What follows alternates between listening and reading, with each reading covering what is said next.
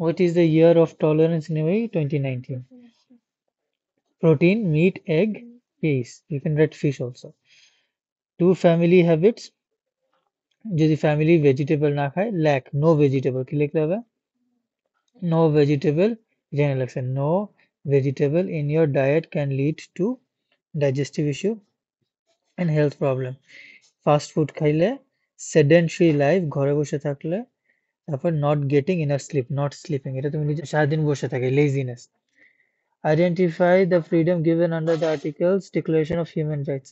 কয়টা আর্টিকেল ছিল? তিনটা, 2, 23, 26।